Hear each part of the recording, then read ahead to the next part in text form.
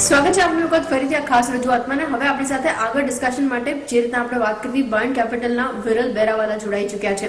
વિરલ, આપણે રિયલ એસ્ટેટની ઉપર આગળ બી ડિસ્કશન કર્યું છે, બટ કેમ કે નવા કેલેન્ડર વર્ષની શરૂઆત જોઈ રહ્યા છે, હું એકચ્યુઅલી મેનેજમેન્ટની સાથે પણ ડિસ્કશન કરી હતી. રિયલ્ટી સ્પેસની અંદર ડિકેડ લોંગ અવેઇટેડ ગ્રોથ હતો, જે ફાઇનલી થોડોક આપણને આવતા દેખાઈ રહ્યો છે.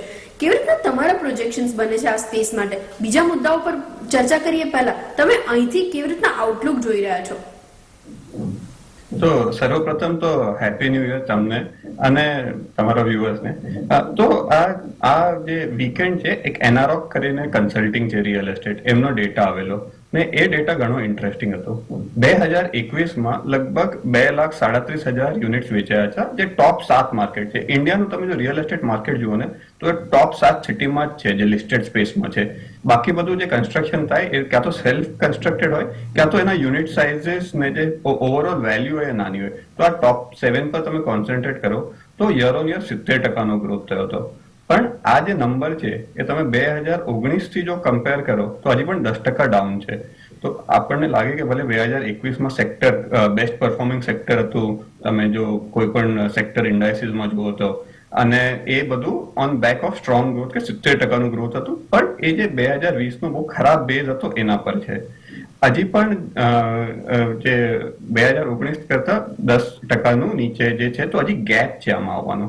બીજું એક ઇન્ટરેસ્ટિંગ વસ્તુ એ છે કે આ વર્ષે 2,37,000 યુનિટ્સ વેચાયા અને 2,38,000 યુનિટ્સનું નવું કન્સ્ટ્રક્શન ચાલુ થયું. એનો મતલબ કે જે ઇન્વેન્ટરી છે સિસ્ટમમાં વધતી નથી.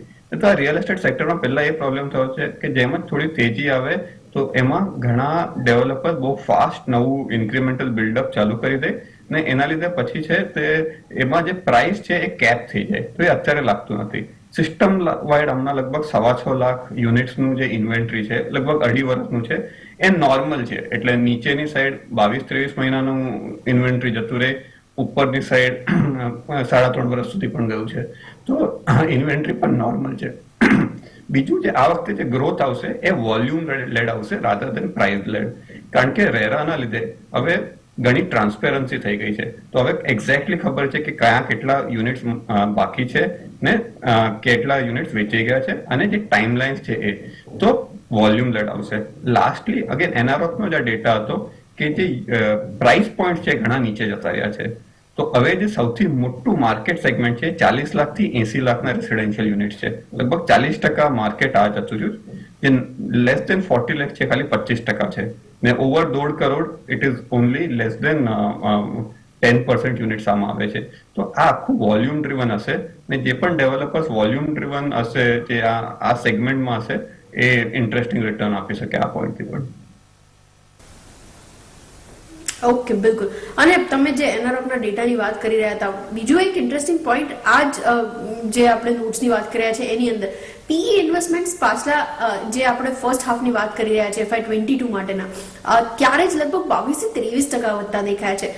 આ સિનારીઓ મને સમજવો છે એકચ્યુઅલી વિરલ, કેમ કે આપણે અહીંયા આગળથી હવે થોડાક ફેક્ટર્સ પોઝિટિવ ટર્નઆઉટ થતા જોઈ રહ્યા છે. ઇન્ટરેસ્ટ રેટ નો સિનારીઓ પોઝિટિવ છે, એ સિવાય બોરોઈંગ કોસ્ટ ઘટતા દેખાયા છે, સ્ટેમ્પ ડ્યુટી કટ્સની તો આપણે ચર્ચા કરી જ, અને રેરા જે સ્મૂથલી ફંક્શનિંગ માટે આપણે હવે પ્રોબેબલી થોડુંક બેટર વર્કઆઉટ કરી રહ્યું છે આ બધી કંપનીઝ માટે. નેક્સ્ટ યર મારે કેવી રીતે એક્સપેક્ટ કરવું, જ્યારે ફંડ ફ્લો આટલો સારો છે, ડેટ સ્ટ્રક્ચર્સ ઇમ્પ્રૂવ થઈ રહ્યા છે બધી જ કંપનીઝના, તમારી પસંદગીની કંપનીઝ કઈ છે, સેક્ટર માટે તમે કેવી રીતના આઉટલુક રાખી રહ્યા છો 2022? જો કોઈને ચેક ઇન કરવું હોય ક્યાં ધ્યાન રાખવું? તો તમારો ફર્સ્ટ ક્વેશ્ચન હતો જે પ્રાઇવેટ ઇક્વિટીનું જે ઇન્વેસ્ટમેન્ટ છે. તો તમે રિયલ એસ્ટેટ જુઓ, એના 3 મેજર કમ્પોનેન્ટ હોય. એક રેસિડેન્શિયલ, એક કોમર્શિયલ ને એક રિટેલ, જે મોલ્સ વગેરે હોય એ. તો જે પ્રાઇવેટ ઇક્વિટી ઇન્વેસ્ટમેન્ટ આવે છે એ ઇન્ક્રીઝિંગલી કે લગભગ મેજર પાર્ટ આવે એ કોમર્શિયલ સાઈડ આવે. તો એ લોકો જે ફિક્સ્ડ રિટર્ન ઇન્વેસ્ટર હોય, ઘણું બધું પ્રાઇવેટ ઇક્વિટી એવી રીતે આવે. તો ફોર એક્ઝામ્પલ તમે જોશો કે પ્રેસ્ટીજ છે, તો પ્રેસ્ટીજ લગભગ 9,500 કરોડનું એનો આખો જે રેન્ટલ પોર્ટફોલિયો છે એ બ્લેકસ્ટોનને વેચી દીધો. તો અહીંયા છે તો જે ડેવલપર છે એનું કોસ્ટ ઓફ ફંડ વધારે છે, એનું રિટર્ન એક્સપેક્ટેશન ટીન્સમાં છે, 14% થી 18% છે. જ્યારે કે આ લોકો છે પેન્શન ફંડ છે, ગ્લોબલ ફંડ છે, એ લોકોનું રિટર્ન એક્સપેક્ટેશન લોઅર છે, પણ એ લોકોને સ્ટેડી રિટર્ન જોઈએ છે. તો પ્રાઇવેટ ઇક્વિટીમાં તમને આ કન્સિસ્ટન્ટલી દેખાશે ને આ એક ફર્સ્ટ સ્ટેપ છે. હવે એક્ઝિસ્ટિંગ જે લાર્જ કંપનીઝ છે જેમ કે ઓબેરોય છે કે DLF છે, આ લોકો પણ પોસિબિલિટી છે કે ઇવેન્ચ્યુઅલી એ લોકોનું જે રેન્ટલ અસેટ્સ છે, બોથ કોમર્શિયલ હોઈ શકે કે મોલ્સ પણ હોઈ શકે, એ કાર્વ આઉટ કરીને રીટ્સમાં નાખશે ને એના લીધે તમને જે ઇન્ક્રીમેન્ટલ ઇન્વેસ્ટમેન્ટ જે પ્રાઇવેટ ઇક્વિટીના છે એ દેખાતા રહેશે. જે બીજો ક્વેશ્ચન હતો કે રિયલ એસ્ટેટ કેવી રીતે જોઈએ છે, તો હજી તો આ એકચ્યુઅલી જે રિયલ એસ્ટેટની સાયકલ લોંગ હોય, ખરાબ થાય તો પાછું આવતા 7-8 વર્ષ લાગે ને એક વખત સાયકલ પોઝિટિવ સાયકલ ચાલુ થાય તો એટલીસ્ટ 3 વર્ષ ચાલે, ઘણીવાર 5-5 વર્ષ ચાલી છે. તો તમે આ નવી સાયકલ વિચારો તો 2021 ખાલી ફર્સ્ટ યર હતું. અને આનું બીજું આજે કહું છું એનું બીજું એક ડેટા પોઈન્ટ એ છે કે Q4 નો જે ડેટા હતો, જે ઓક્ટોબર ટુ ડિસેમ્બર 2021 નો ડેટા હતો, એ હાઈએસ્ટ સેલ્સ હતા 2015 થી.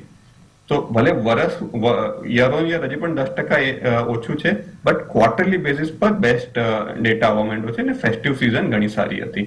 તો આ જોઈએ તો ઇન્ક્રીઝિંગલી લાગે છે કે ફોકસ રહેવું જોઈએ રેસિડેન્શિયલ સાઇડ રાધર દેન કોમર્શિયલ રિયલ એસ્ટેટ ડેવલપર, અને એમાં આપણે લોકલ એરિયા સ્પેસિફિક જોવાનું. તો જે અત્યારે સૌથી સારું પરફોર્મિંગ રિજિયન છે MMR છે, મુંબઈ છે. લગભગ જે 2,37,000 જે સેલ્સ હતું એમાંથી 75,000 સેલ્સ MMR ના હતા. તો MMR નું જે ડેવલપર છે તો એમાં બેસ્ટ પ્લે ઓબેરોય છે. એ લોકોને થોડું પ્રાઇસ ઇન્ક્રીઝ મળી છે. તો જે ઘણું આખા સિસ્ટમમાં ફર્સ્ટ ટાઈમ થઈ રહ્યું છે કે પ્રાઇસ ઇન્ક્રીઝ મળી છે ને આખું MMRમાં એકચ્યુઅલી 5% પ્રાઇસ ઇન્ક્રીઝ હતી. તો એક તમે મુંબઈ માટે સેફ પ્લે ઓબેરોય પ્લસ જે મેં પહેલા પણ કીધું કે એમાં ફ્રી ઓપ્શનાલિટી છે.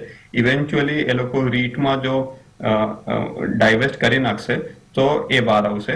બીજું કે એ લોકો પાસે ઘણી રેડી ઇન્વેન્ટરી છે, તો હવે કેશ ફ્લો સારા દેખાતા રહેશે. અને થર્ડ પોઈન્ટ છે કે brand in Mumbai region it is if not the best one of the best brand in MMR. તો જે ઇન્ક્રીમેન્ટલ પ્રોજેક્ટ્સ આવશે એ લોકોને JDA માં મળશે. તો એટલે અપફ્રન્ટ કેશ ફ્લો નહીં થાય ને લેન્ડ ઓનર સાથે એ થશે. સેકન્ડ ગુડ પરફોર્મિંગ માર્કેટ છે ઇઝ બેંગ્લોર. તો બેંગ્લોર IT ના લીધે લગભગ 30-40% સેલ, ઘણા ક્વાર્ટરમાં ઇવન 50% સેલ્સ IT ડ્રીવન હોય. હવે IT સારું કરી રહ્યું, ત્યાં સેલરી હાઇક્સ મળી રહ્યા છે. તો બીજો એક પ્લે આપણે બેંગ્લોરમાં કન્સિડર કરવો જોઈએ અને એમાં પ્યોર પ્લે છે શોભા ડેવલપર. અગેન માર્કેટ શેર વધી રહ્યો છે. બેંગ્લોર માર્કેટમાં માર્કેટ શેર કન્સોલિડેટ થઈ રહ્યા છે. એટલે આ બધા જે પ્રેસ્ટીજ, શોભા કે ફોર દેટ મેટર બ્રિગેડ, બધા 5-7% માર્કેટ શેર પર હતા. હવે બધા 5-10, 11-12% પર પણ જઈ રહ્યા છે. તો કોન્સોલિડેટેડ માર્કેટમાં વેલ એસ્ટાબ્લિશ બ્રાન્ડ, તો બેંગ્લોર માર્કેટમાં તમે શોભા કન્સિડર કરી શકો. ઓકે, બિલકુલ એની પર આપણે ખાસ વોચ આઉટ કરીશું કેવી રીતના ટર્ન આઉટ થાય છે. એની સાથે જ આભાર આપનો વિરલ જોડાવા માટે, અને મારી ટીમ તરફથી આપને અને આપની સંપૂર્ણ ટીમને પણ નવા વર્ષની હાર્દિક શુભેચ્છાઓ. એની સાથે જ આવનાર વર્ષ કેવી રીતના પેન આઉટ થાય છે રિયલ એસ્ટેટ માટે આપણે સાથે જોઈશું, અને આ ગ્રોથની અંદર આપણા વ્યુઅર્સને કેવી રીતના બેનિફિટ થાય છે એની ઉપર પણ ખાસ આપણે જે શો કરી રહ્યા છીએ એ દરમિયાન કમેન્ટ્સ બી આપતા રહીશું. આભાર આપનો જોડાવા માટેના ડિટેલ્સ માટે.